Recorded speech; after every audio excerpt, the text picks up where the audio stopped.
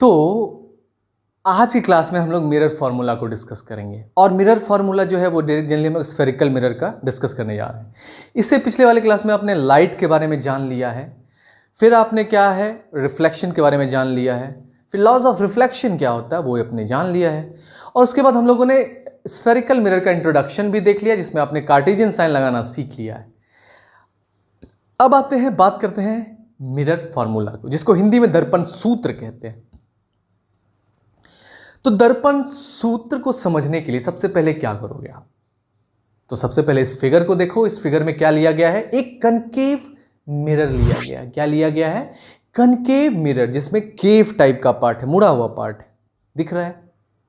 दिखा? अब वो जो कनकेव पार्ट है ना, कौन सा? कनकेव पार्ट, ठीक है, उस एकदम मिडल में क्या है वो? Principal axis. दिखा? प्रिंसिपल एक्सिस, ठीक है, जो कि कहां मिलता है? पॉइंट पी पे। तो उस वो जो कनकेव मिरर है, मतलब अवतल दर्पण है, उसके एकदम बीचों बीच, एकदम मध्य में पी दिख रहा है, उसी को पोल कहते हैं, ध्रुव कहते हैं। क्या कहते हैं? पोल या ध्रुव। उसी को प्रिंसिपल, वहां से जो वो लाइन है उसी को प्रिंसिपल एक्सिस कहते हैं, मुख्य अक्ष कहते हैं। और इसी प्रिंसिपल एक्सिस पे, मतलब मुख्य अक्ष पे, आपका एक ऑब्जेक्ट रखा हुआ है। क्या रखा हुआ है? तो एक ऑब्जेक्ट रखा हुआ है। आई बात समझ में? ऑब्जेक्ट कौन सा है? तो ए बी आपका ऑब्जेक्ट रखा हुआ है। अब इस ऑब्जेक्ट में आपको बहुत सारा रेज दिख रहा होगा। सबसे पहला रेज दिख रहा है रेड, जो कि पैरेलल है। किसके पैरेलल है? तो प्रिंसिपल एक्सिस के, मतलब मुख्य अक्ष के पैरेलल, समांतर है बोले। तो जब भी कोई लाइट रे प्रिंसिपल एक्सिस के पैरेलल होगा तो वो कहां से गुजरेगा? तो वो गुजरेगा आपका, कहां से गुजरेगा वो? तो वो गुजरेगा आपका फोकस से। कहां से? फोकस से। तो जो ये लाइट रे बी पॉइंट से निकला हुआ रेड कलर का जो लाइट रे दिख रहा है आपको, ये पैरेलल है किसके? प्रिंसिपल एक्सिस के। और जब ये टकराया कहां? पॉइंट डी पर, उस रिफ्लेक्टिंग सरफेस के पॉइंट डी पर, तो यहां से ये रिफ्लेक्ट होके उस फोकस से गुजरा। कहां से? फोकस से, ठीक है। तो एक लाइट रे आपका हो गया। फिर जो उसके जस्ट नीचे है ना, वो ब्लू लाइट रे दिख रहा है। ब्लू लाइट रे दिख रहा है। तो जो ब्लू लाइट रे है ना, वो ब्लू लाइट रे जो है वो क्या है? वो आपका पॉइंट बी से निकला और उस पोल पे जाके क्या हुआ? पोल पे जाके वो गिरा। और वो जो आपका ब्लू लाइट रे पोल पे आया, ठीक है, तो क्या हुआ? उस प्रिंसिपल एक्सिस और ब्लू लाइट के बीच का जो एंगल हुआ, एंगल ऑफ इंसिडेंस, तो मान लीजिए वो एंगल ऑफ इंसिडेंस 30 डिग्री है, तो वो एंगल जो है, उसी एंगल पे क्या हुआ? रिफ्लेक्ट हो जाएगा, मतलब एंगल ऑफ रिफ्लेक्शन बन जाएगा। तो ये ब्लू लाइट रे आया, पी से टकराया और फिर वो निकल गया, ठीक है। और इसमें एक और लाइट रे ले लिया है जो कि आपका ग्रीन कलर का लाइट रे है। अगर ये नहीं भी लोगे तो भी आपका वो दो इंटरसेक्ट कर गया पॉइंट।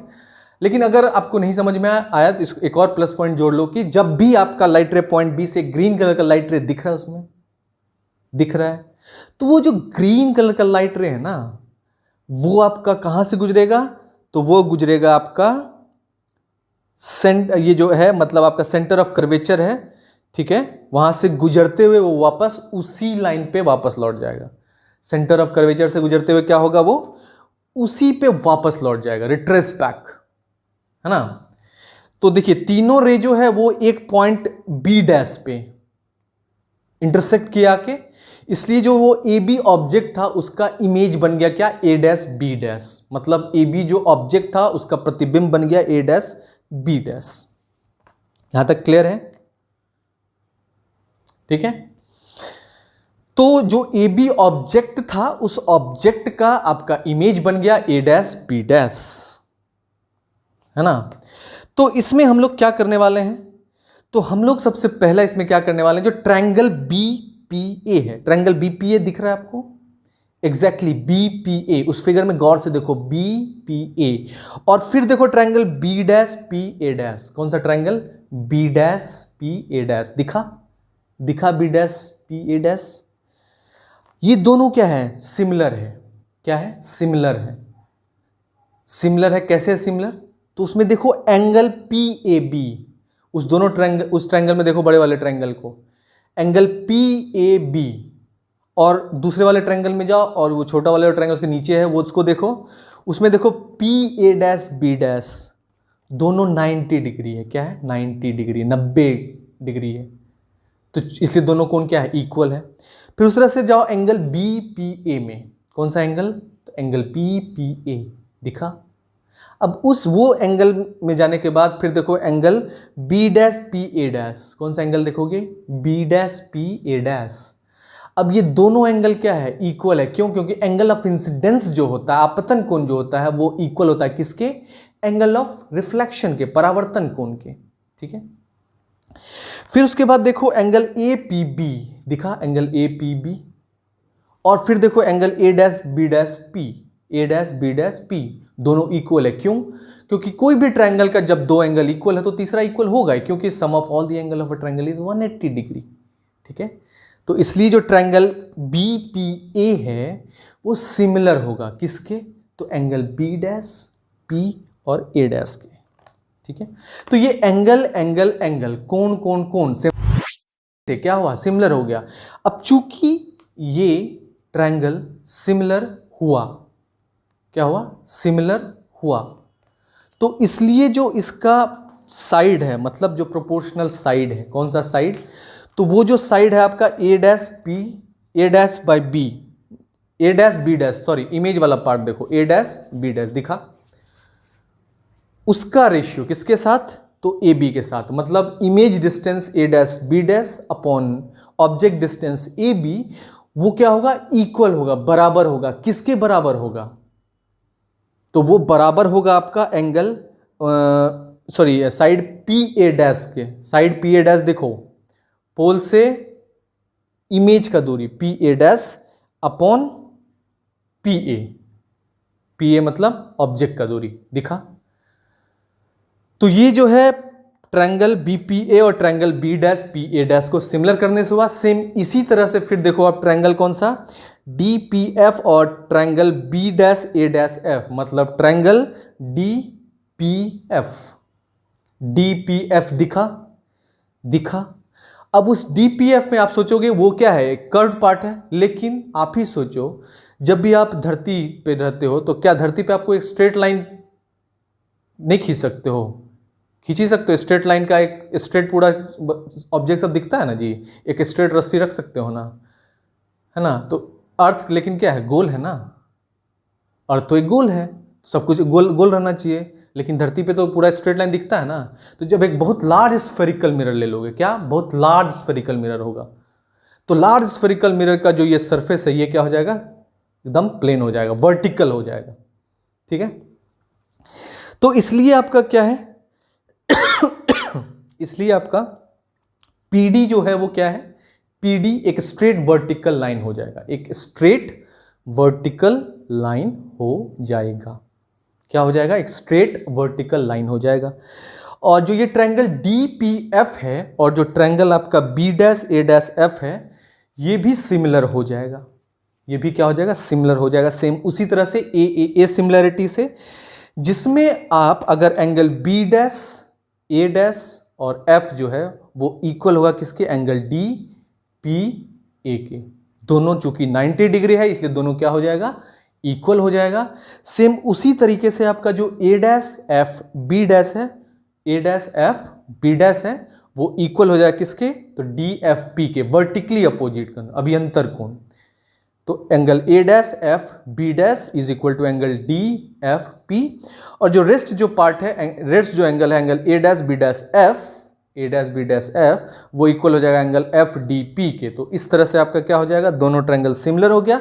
तो चूंकि डी पी एफ जो ट्रायंगल है वो सिमिलर हो जाएगा बी डैश ए डैश एफ के, तो इसलिए जो आपका ये है उसका प्रोपोर्शनल साइड है, मतलब जो इमेज का हाइट है A dash B dash upon जो ऑब्जेक्ट का हाइट है ए बी, उसका रेशियो वो इक्वल होगा। किसके इक्वल होगा? तो जो साइड है A dash F upon P F के। ठीक है। तो A dash F upon P F. तो अब इक्वेशन 1 और इक्वेशन 2 को एक साथ देखो, देख रहे हो, इसमें जो लेफ्ट हैंड साइड वाला पार्ट है दोनों सेम है। चूंकि दोनों इक्वेशन का left hand side part same है, इक्वल है, तो दोनों इक्वेशन का जो राइट हैंड साइड पार्ट है वो दोनों एक दूसरे के इक्वल हो जाएगा। तो इसलिए फ्रॉम इक्वेशन 1 एंड 2 जो आपका पी ए डैश है वो अपॉन पी ए है, वो हो जाएगा इक्वल किसके, A dash F upon P F के। किसके, A dash F upon P F के। तो P A dash upon P A बराबर हो जाएगा क्या, A dash F upon P F के। यहां तक क्लियर है। अब आप ही देखो कि जो आपका P A dash by P A है उसको आप लोग क्या लिख सकते हो, P A dash by P A dash by P A को हम तो एज इट इज रहने देते हैं, लेकिन जो आपका ए डैश एफ है उसको क्या लिख सकते हो, तो ए डैश एफ को आप लिख सकते हो P A dash minus P F. ध्यान से देखो, पी ए डैश में अगर आप पी एफ घटा दोगे, पी ए डैश में अगर पी एफ घटा दोगे, किसमें, पी ए डैश में जब क्या घटा दोगे, पी एफ घटा दोगे, तो आपका क्या निकल जाएगा, तो वही बी माइनस, मतलब एक इमेज डिस्टेंस है v और एक f है, तो v में से f को घटाना है ना, तो आपका क्या हो जाएगा, वही हो जाएगा अपॉन पी एफ जो है उसको रहने दे। बस ए डैश एफ की जगह आपको क्या लिखना है, इक्वेशन नंबर 3 जो है उसमें जो ए डैश एफ है उसकी जगह खाली क्या लिखना, P A dash by P F.